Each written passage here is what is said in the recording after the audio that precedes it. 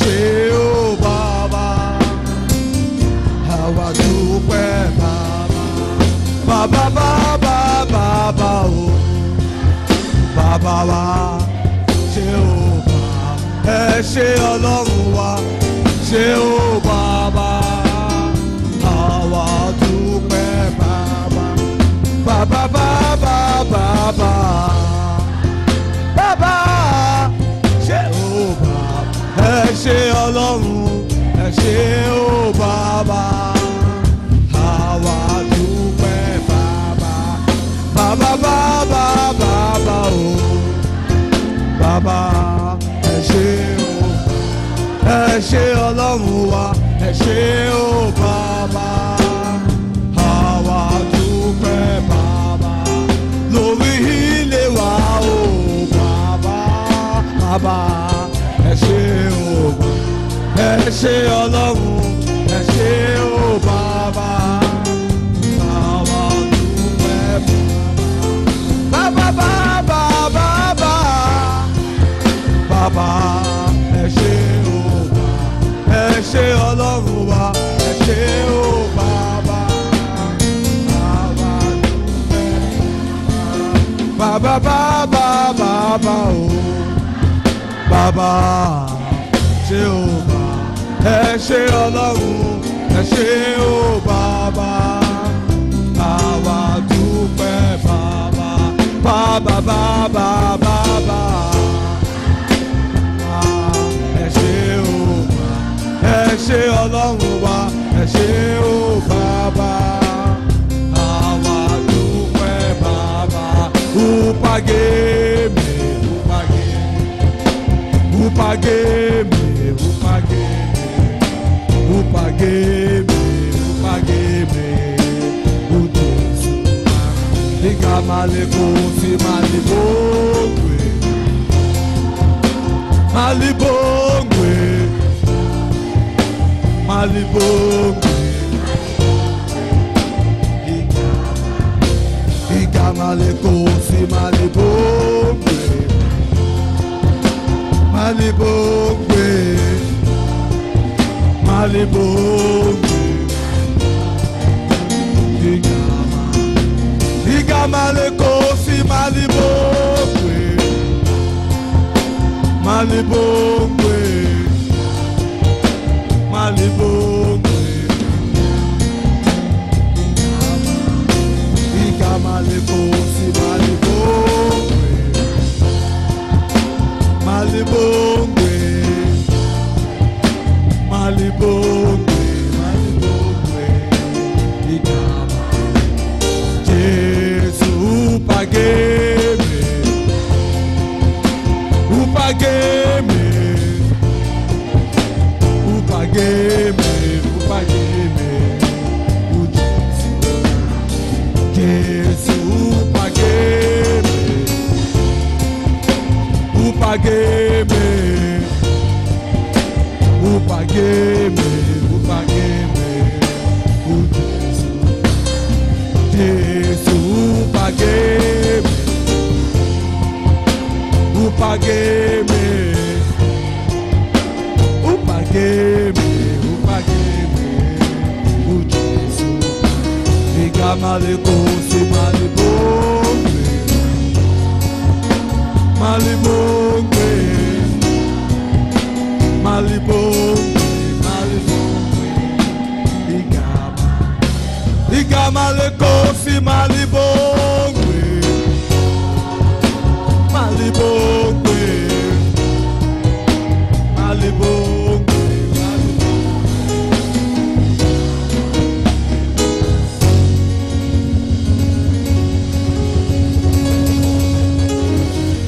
somebody shout at me, say Lord, say Lord, let your glory locate me today in the name of Jesus.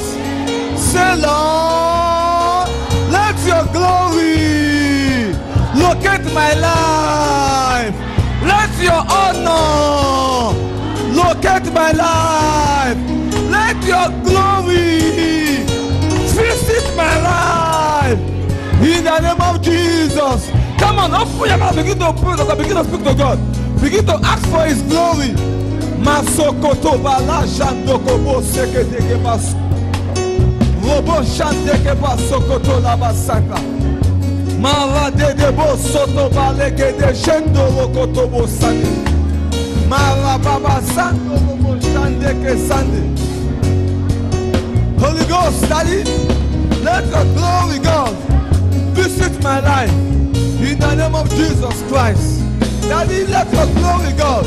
Labasanto kobala sakato shandekebo. Pray, pray, pray, pray, pray, pray, pray, pray, pray, pray. Pray, pray, pray. Mozoto labaseke dolobo shanda labakasata. I want everybody in the house to pray this prayer. The prayer is so powerful. We need the glory of God in our life. Radebo zoko dobala sete gebo shanda. Rotobaka soko dolobo soko dolobo shanda la kasete. Maroto goboko soko doko pasaka tata. Yeke balege bo soto robo shande rebo skata. In the name of Jesus. Daddy, let your glory locate me, oh God. In the name of Jesus. Mazanto rabaka sento robo shekede. Koba soko robo saka balaba. Daddy, God, let your glory, God, locate my life. Mazanto robo shaka toko bo sekede geba sekede. Robo bo soko dora ba shaka gaba sekede toko bo saka. Thank you, God, because you've done it. In Jesus' name we pray.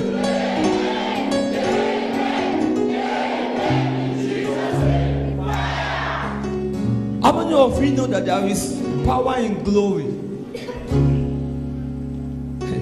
Do you know the meaning of that word, glory? Glory is something that you can explain the beauty of it. It goes beyond beauty.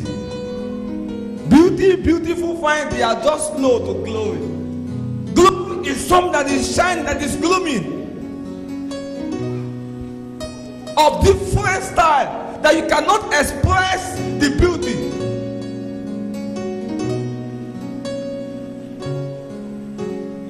The Bible says when Moses had an encounter with the glory of God, the Bible says his face become radiant. The shining, the brightness of the glory just reflect on his face, and the Bible says he become radiant. In our world now, they will think he's using some toning cream to tone his face. The glory tone his face. When I ask to pray for glory, I'm asking you to pray for the goodness of God in your life. The Bible says when Moses asked God that you must go with us, God says, my word, my glory, my presence, my goodness shall go with thee. The Bible says he hid Moses in the cleft of the rock and cover him, and he make all his goodness to pass before him. Say, Lord, Lord, locate my life today with your glory in the name of Jesus. Say, Lord, transform my life today with your glory in the name of Jesus. Open your mouth and begin to fire prayer. Rababa sokoto raba shanda la kaseke tokopo seke. La degebo zokodorobo santo raba shande mo sande. I want everybody to pray this prayer. It's so important to your life. Glory, glory, glory. Glory, glory, glory, glory, glory. Wasoko dala dege shakambo saka. Loko basanda kateke moko roboko soko. Daddy, let your glory change my story. Let your glory change my situation. Robo bobo shando robo soko do robo seke dege. Leke balago do shanto makaske bo sate. Let your glory change my situation, oh God. Rabaka sende ke kapola satora shande. Roko boko soko do balage deske tora shada.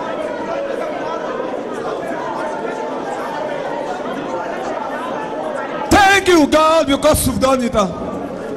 In Jesus' name we pray.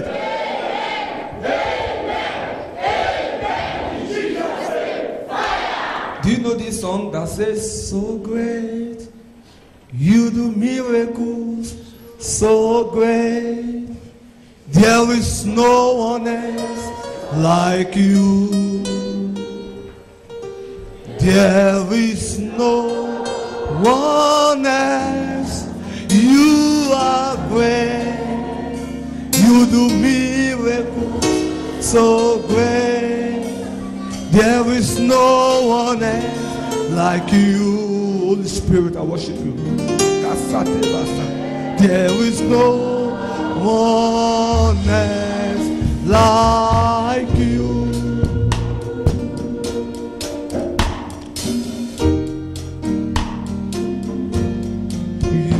Of the glory and the honor, Lord, we lift our hands in worship as we bless your holy name. You deserve the glory and the honor, Lord, we lift our hands worship as we bless your holy name.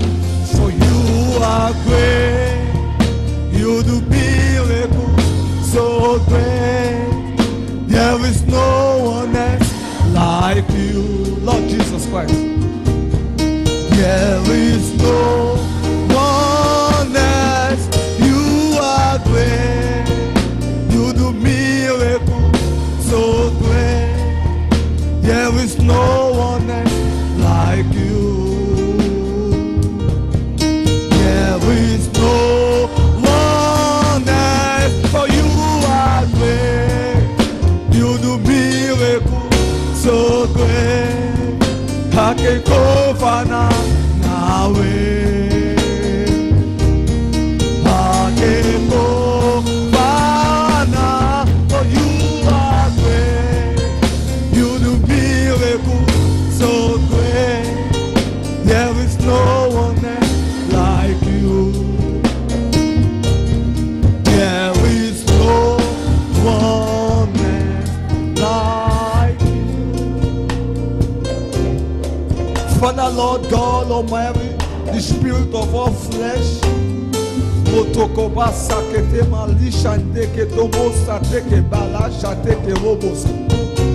Daddy will come before you this morning, oh God, will give you praise. We worship you for whom you are, oh God. Thank you, Holy Spirit, for the privilege given to us to be here this morning. Daddy, I pray, God, that you speak to your people, oh Lord, in the name of Jesus Christ. Let your spirit take control, oh God, right now, in the name of Jesus Christ.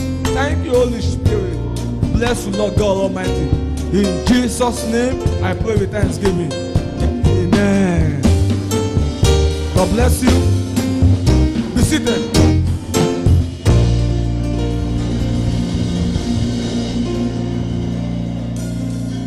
I'm about to preach this morning. If you haven't seen me preaching, clap for Jesus Christ. It's so obvious. Some of you are not happy that I want to preach now. Don't worry. After I finish preaching, you will still do your dancing and everything. But I want to just preach and go and do other things. You know. God is a good God. Tell your neighbor, God is a good God. God is a good God. Tell your neighbor, God is a good God. God is a good God. I don't say speak to me, I say speak to your neighbor. Say, neighbor, do you know that God is a good God? There is something I quickly want you to bring to your attention again. Some of you, you will be in the service. I look at you, you'll be laughing, talking to one another. Talk to this person, you laugh. When prayer is going on, it's not a good habit. It's not a born again habit. When you are praying to God, you talk to this person. You even lose control, you begin to laugh. That does not show respect to God. It does not matter where you come from. What matters is you are in the presence of God. Bible says, the Lord is in his holy tabernacle. Let all the earth be what? Be what? It says, the Lord is in his holy tabernacle. Let all the earth be silent before him. That word silence means give him respect. Respect his presence. Respect his what? His presence. I will take a time to teach you about the presence of God and how to respect the presence of God. But the presence of God is something that most people does not understand, and they miss God. I want a born again brother to help me close that door. Brother is born again. God bless you. So the presence of God is something that you need to acknowledge and respect. You do what? Acknowledge and respect. When you don't respect, it means you are not acknowledging God. That's why some people, they give me prophecy. I just look at them, I just laugh, I just pass them. They will give me prophecy. Good one, not bad prophecy. Good prophecy that's supposed to stir you up. But I don't take it. You know the reason why? That person, maybe I just saw the person about 3 minutes ago playing with his phone in the church. Or doing something that does not glorify God in the church, and in the next 2 minutes is giving me prophecy. Where does that spirit come from? It might come from God, accept it, but I don't honor you because you don't honor God. The Bible says David was dancing before the ark of God. His own wife felt he's doing too much. His own wife think he's doing too much. How did I know that you are born again and you love God? It's not by you coming to church alone. It's by you doing what you need to do in the presence of God. With respect and with fear. Listen to me. I'm not here this morning to condemn anybody, but I'm here this morning to help you. To do what? To help you. Mistakes are allowed. Mistakes are what? But to continue to do the same mistake is not allowed. You come to the house of God to learn. That's why I must be a teacher to be able to teach you, not to encourage you what you are doing, but to be able to teach you. You go to the house of God to learn. So this morning I'll be doing preaching and teaching all together in one. And like I said when I first came back, that is what I'll be doing. I'm giving more of my attention to teaching, because teaching is what can make you. Preaching is very, very good. It excites you. But teaching establishes you. Hello? It's like you are giving your child cereal alone, cereal. You are not giving him solid food. Will he have stamina?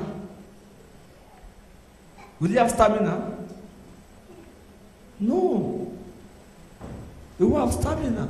So teaching gives you stamina. I was chatting with her yesterday in the house. I went to pay her a visit. And I made a comment about preaching and teaching.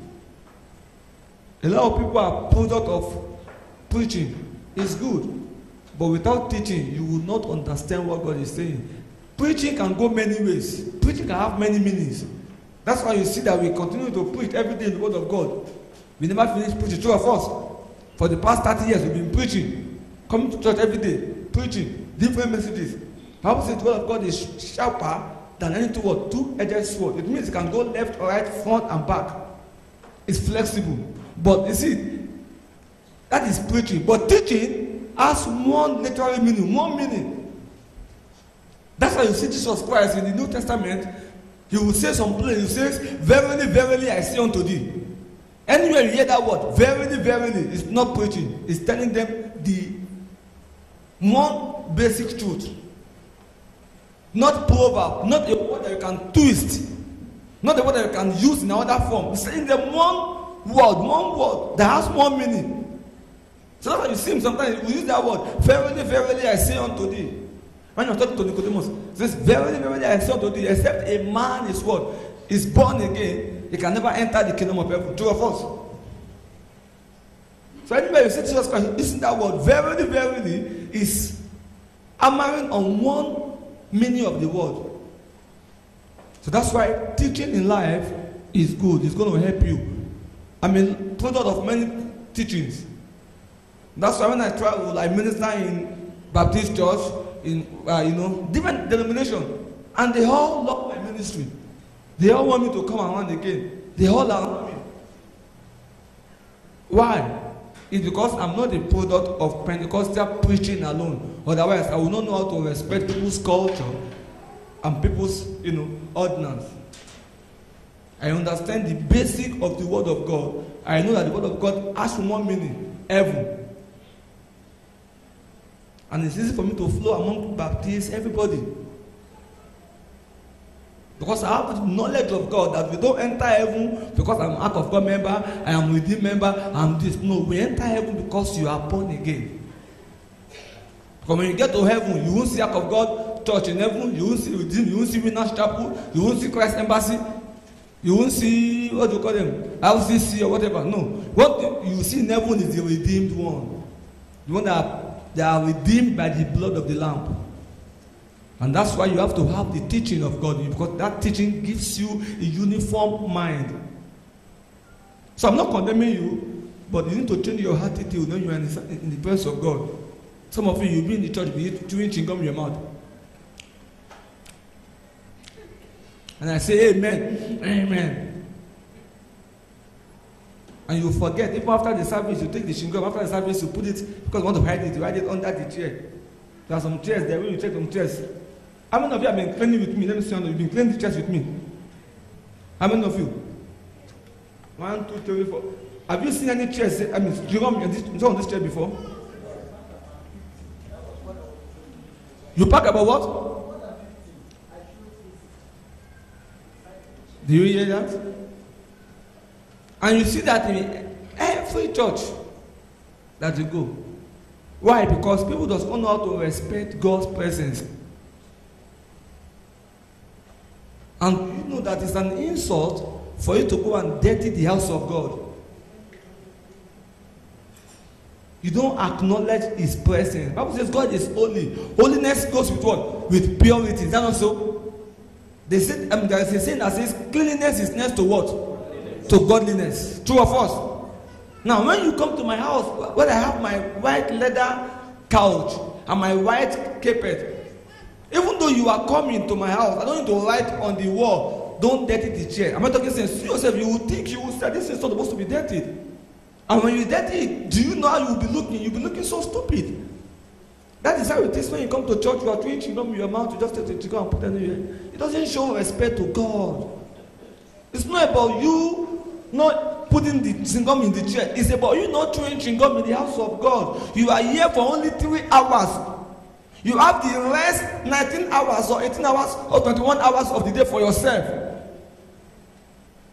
Out of 24 hours on Sunday, you are only coming here for 3, let's say even 4 hours. So the rest 20 hours is your time. It's your what?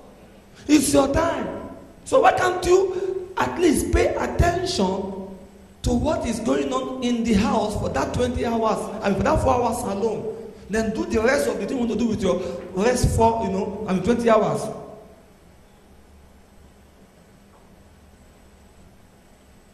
Ask my wife, she will tell you. Even before I enter the church, before I enter this church, right from my house, I'm already in the mood of service to God.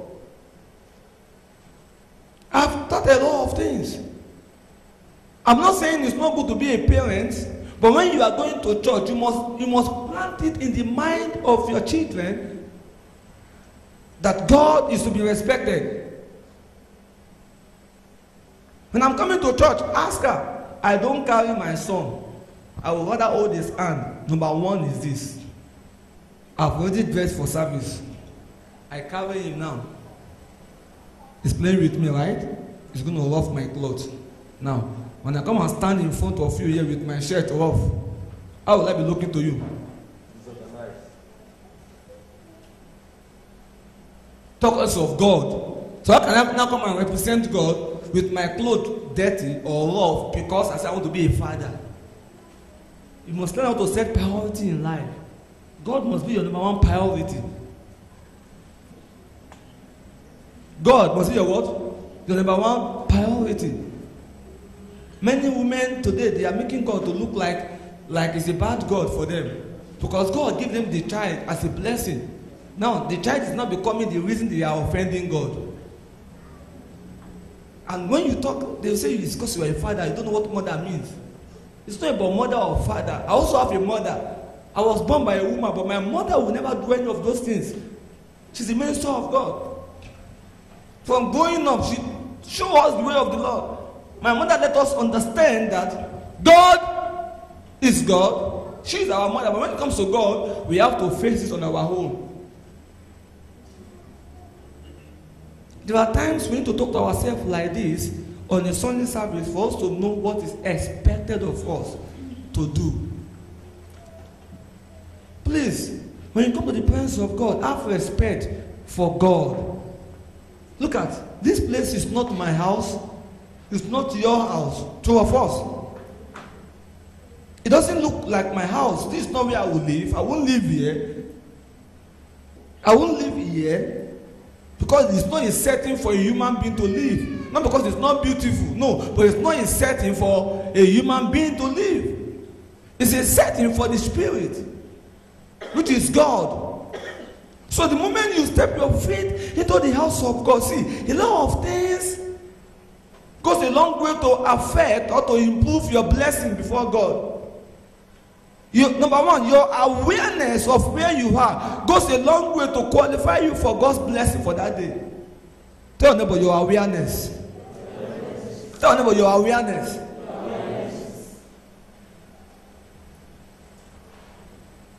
When you have the awareness that you are now in the house of God, you will conduct yourself like someone that is in the presence of a holy God. How many of you know that God is bigger than your father?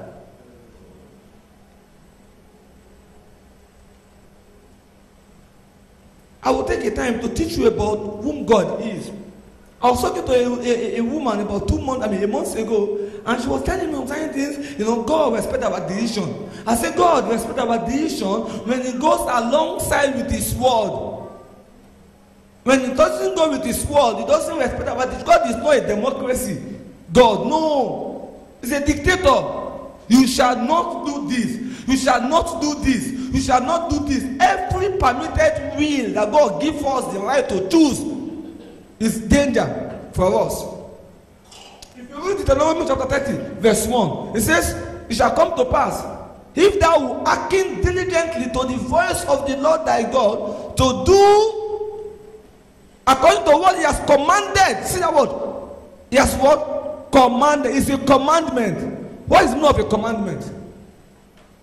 Commandment is what? It's an instruction. It's an instruction that gives no room for your ideas. True of us. Commandment.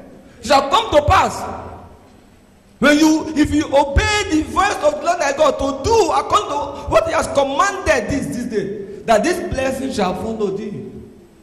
And when you go further down again, it says, but when you did not. So God does not have. So that's what Moses says. Moses said to them, he says, I have called heaven and earth to witness before this day, that I have set before thee the way of life and of death. There's no middle way. So please, learn how to respect God's presence. How many of you can go to an interview, or you go to meet up with an important delegate, and you're like this?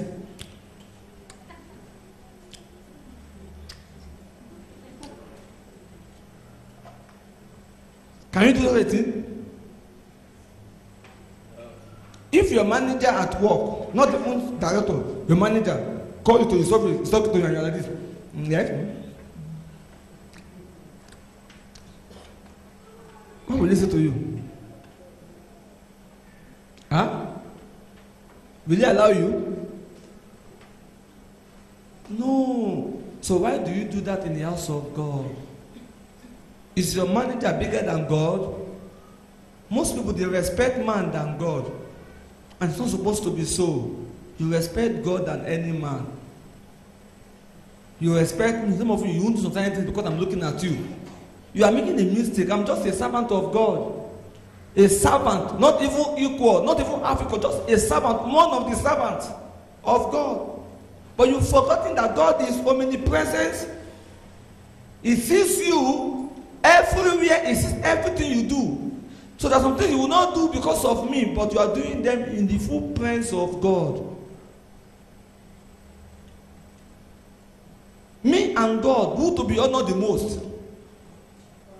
Please answer me. God. So why do you honor me more than God?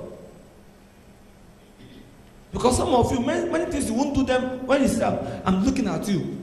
But when I turn my back, you are somebody else. And is God not still looking at you?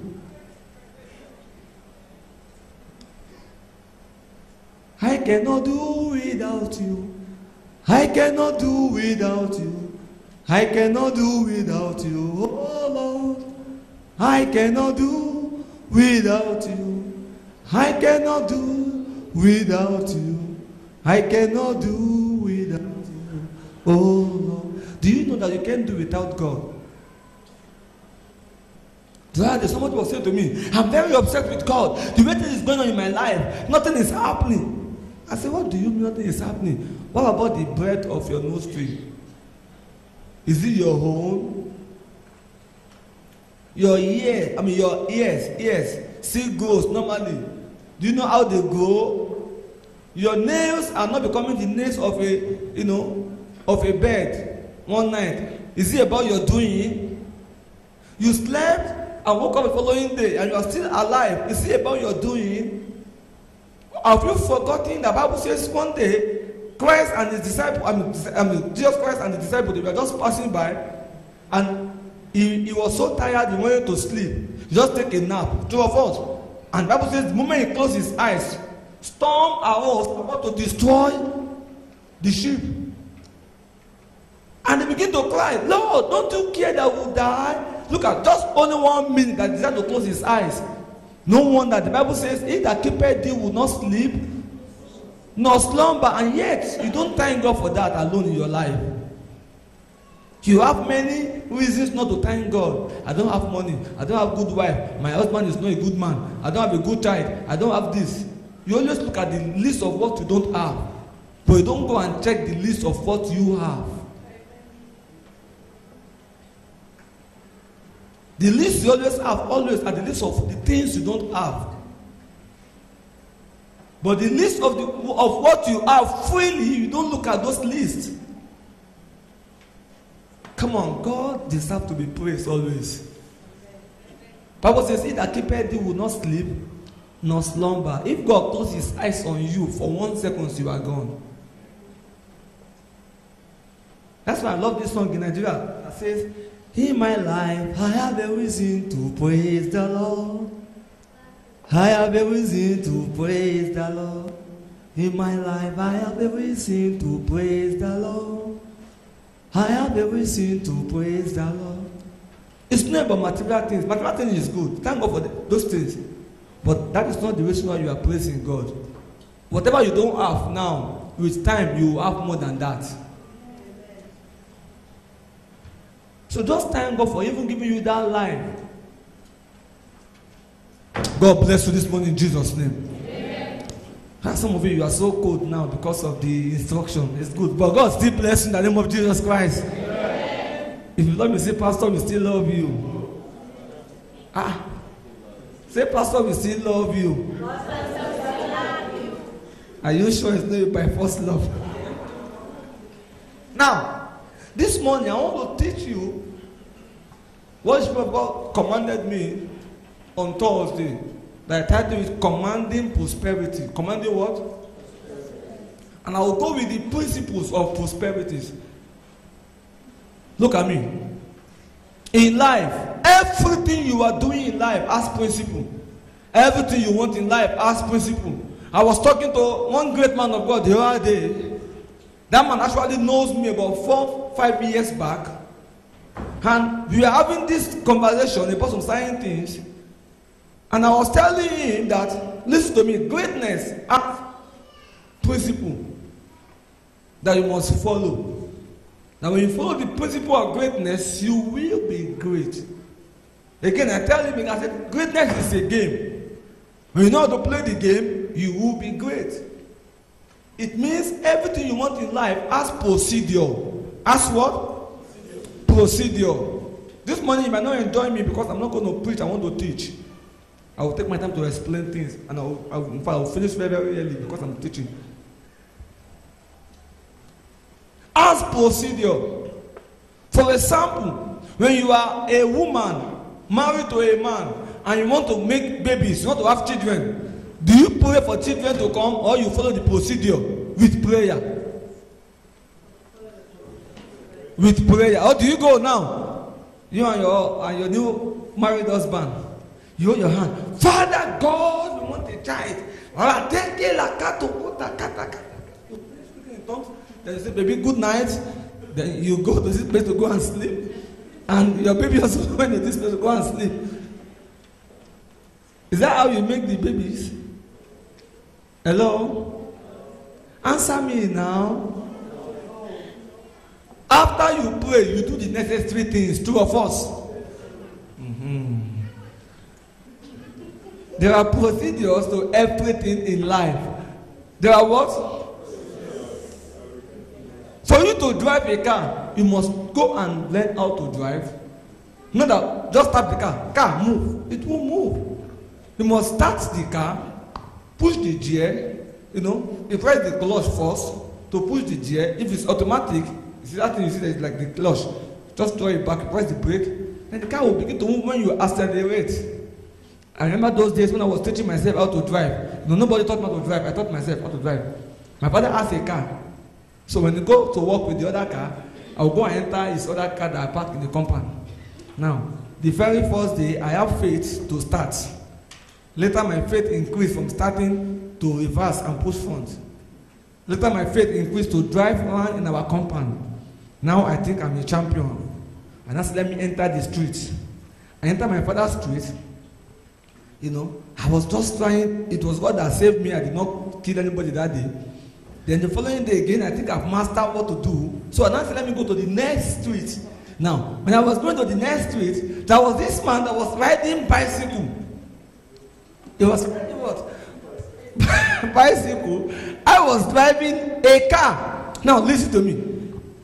I was not telling the man, move now, move. Instead of me to accelerate to go faster than him, I expect him to go faster than me. Because I don't know that I have the ability to move faster than him. The man looked at me like, is this man stupid? He's telling me, you move. I said, no, go. When I was doing that, I nearly killed this man. Because I don't know how to drive. I was just learning. You see it? So it took me some time before I begin to master the procedure of how to move the car. Like, okay, I have to accelerate. The more I accelerate and position my hand, the more I can go fast. The same thing in life, towards everything you want. Many people used to have a wrong approach to many things. They want a lot of good things in their hearts, but they don't know how to follow those things. They don't know how to work those things out. Listen to me. Everything you see in the Word of God is possible for you. It's what? God give you His word. He give you His promise. But you now need to know how to work out the promise of God. He said, work out your salvation. Work out your what? Your salvation. So you now need to know how to work out your salvation. What is prosperity? And why did I have that word? Commanding prosperity. Number one, many people have been made to believe that when you go to some churches, whatever they talk about is money. No, yes, it's like that. There are some places like that everything talk about is money. We cannot, say it's not true. But listen to me. Now let's talk about the good money. How many of you know that you can never survive without money? Let me see your hand up. Let me see your hand up. You know that you can never survive without money. Let me see your hand up. Fine, God bless you for being honest. The Bible says something. Man shall not live by. Hello? Man shall not live by what? By bread alone. So that means that bread is also important. Bread and the word of God. It doesn't say man will not live by bread, only by the word. No. So it means both the word and the bread are important. So as a Christian, you need to understand the mind of God for your life, that God is God that wants you to be prospered. God has a plan of prosperity for all His children. He says, my thoughts towards you are thoughts of good and not of evil, to bring to pass to you your expected end. Thought of good means thought of total abundance. If you look at that, and that's my favorite scripture, 3 John chapter 1 verse 2.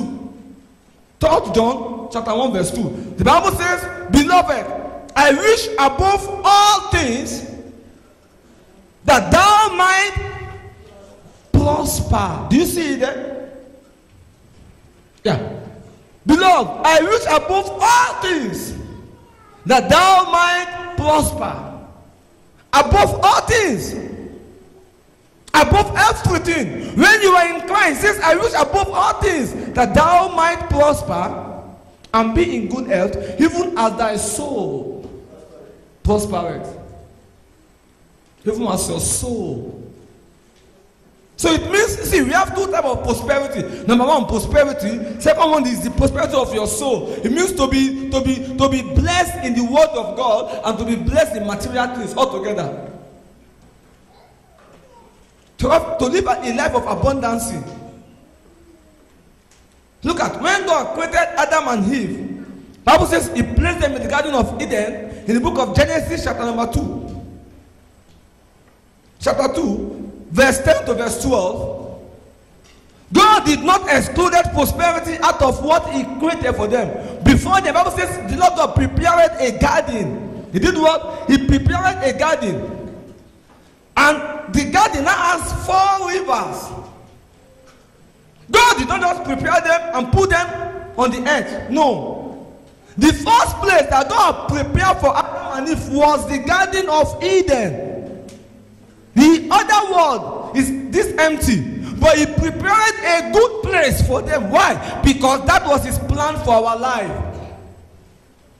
He did not just create them and throw them down to the earth and say you are on your own, survive.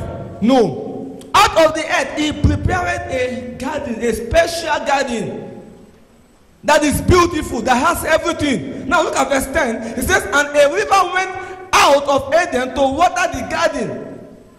From there, it was parted and become into 4 heads. Yes, verse 11. The name of the first is Pishon. That is which compasses the whole land of Havilah, where there is gold. Where there is what? Gold. Verse 2 and verse 12. And the gold of that land is good. There is bdellium and the onyx stone also there. Look at it. God created them, put them in a garden, and there is a water that parted into 4 parts to water the garden. And the Bible says in that garden where God placed Adam and Eve, there is what there? Gold. And since the gold of that land was very, very good. Now, why did God create them and put them in a special place where there is gold? It's because his plan for their life is to beautify their life. He says, I will give you gold for silver. God will never give you something less for something much that you lost. No. He will always give you something more than what you lost. True or false? Because his plan is to prosper you. So prosperity has been in the plan of God for your life, even from creation. And that was why Satan was being envy of you when God created you. Satan always wants believers to live below the standard of God's expectation for their lives. So for you to be rich is never a crime, because that is the plan of God for your life from creation. Many Christians have been made to believe that money is for the unbeliever and God. No, the Bible says the love of money is the root. He did not say money is the root of all evil. He says the love of money is the root. That means if you can do anything at all costs for money, you will go and do things that is not right. That's what the Bible is talking about. It's not saying money is the root of evil. It says the love of money is the root of all evil. So money is never a sin for a believer. The Bible says God of Abraham, God of Isaac, and God of Jacob. True or false? Abraham was a wealthy man. Isaac was a rich man. Am I talking sense? Among these three, please, can you point for me who among them is poor? So it's not about poverty. You don't enter heaven because you are poor. If you are poor and you are not still serving God, you will go to hellfire with your poverty. And when you are rich and you are still serving God, you will go to heaven with your richness. People always follow the mind of Satan to use the word of God to keep you in a position where you would not want to be rich in life. They will be using a scripture like the Bible says it will be easier for a camel to go through the needle than for a rich man to enter. It did not say a rich man will not enter.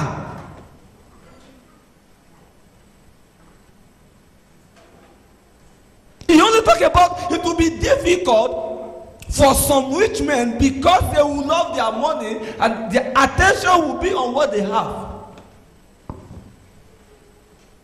So number one thing you need to have at the back of your mind and in the front of your mind is that God has created you for a purpose for him to prosper you, to make you rich in life, to make you somebody in life. And you must have a determination that you will not live below this God's expectation for your life. That is when you have a good approach towards what God has prepared in stock for you. Because when you don't know something, you don't know how to attack it with a good strategy. You need to know what God asks for you. And what he asks for you is to prosper you. He says, I will multiply you. Two of us. He says, I will bless you. And the Bible says, the blessing of the Lord maketh rich. He did not say give it normal money. No, he said he make it what? Rich, and added no sorrow to it. Bible says the head is the Lord and the fullness thereof. And God desires to hand over the earth to you. That's why he said, anywhere the sole of thy foot shall tread upon, he has given it to you as your possession. As your what? Possession. So that means you have access to unlimited resources. Hello, somebody. So number one, the plan of God for your life is to bless you. Is to do what? Is to bless you. Now, this next point in this prosperity is this. How do we lay our hands on godly prosperity? How do we take hold of this prosperity? Because a lot of people always know, yes, God wants to bless me, God wants to prosper me, but they don't know how God wants to prosper them.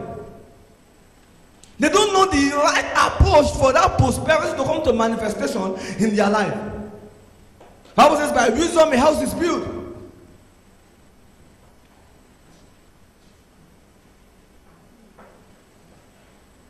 How do we get God's prosperity in our life? Number one, there are two ways, two sure ways, two biblical ways of getting God's prosperity into our life. And all two comes to one again. And it's a principle of asking. Principle of what? Asking. Matthew chapter 7 verse 7.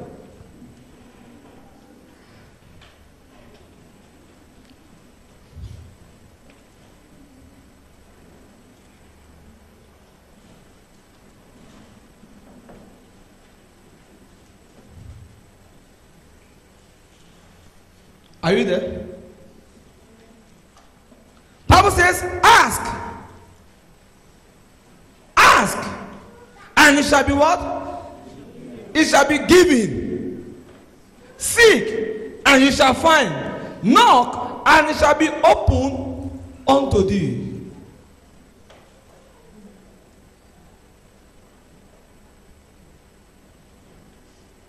The principle of God's prosperity is to ask God for prosperity. Now look at me. Somebody will say, how must I ask?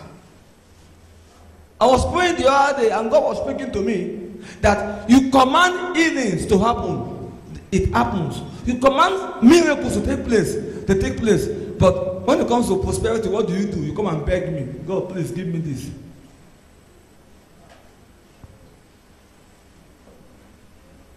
A wrong approach. He did not say beg. It is slaves that beg, but you are a son. A son ask. And how do you ask? You ask the father and you command it to be.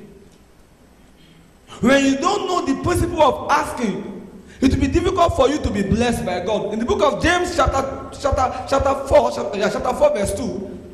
It will be James chapter 4 verse 2.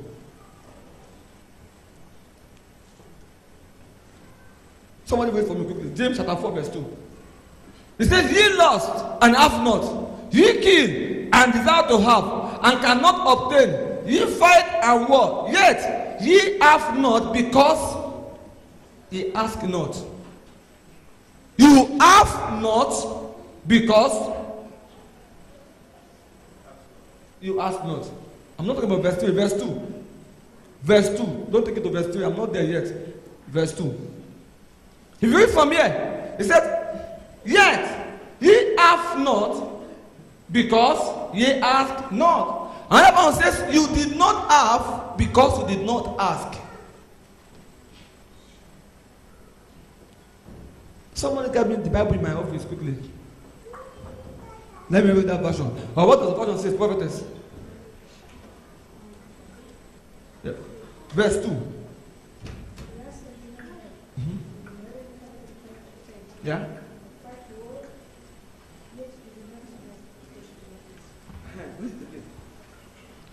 You lust and do not have. You murdered and covet and cannot obtain. You fight and hope, yet you do not have because you do not ask. You desire and do not what? Have. What does it mean? God knows my heart desire now. God knows what I mean. God knows what I need. You need to ask. God knows everything, you know. You desire. It's not about desiring. God knows I deserve to have this. It's not about desiring. And after desire again, you go into murder. What is murder? You can kill somebody for something you want. You become violent because of something. It's not about violence. Murder and war, everything is about war. Violence. It's not about being violent. You begin to struggle. You destroy somebody for what you want. It's not about that. That is not the principle. It says you do not have because you do not ask. Because the principle is not for fight, it's not the war, it's not the desire alone. It's good to desire, it's good to be agile and active towards everything you want, but it's not good enough when you don't ask God. It says you do not have because you do not ask.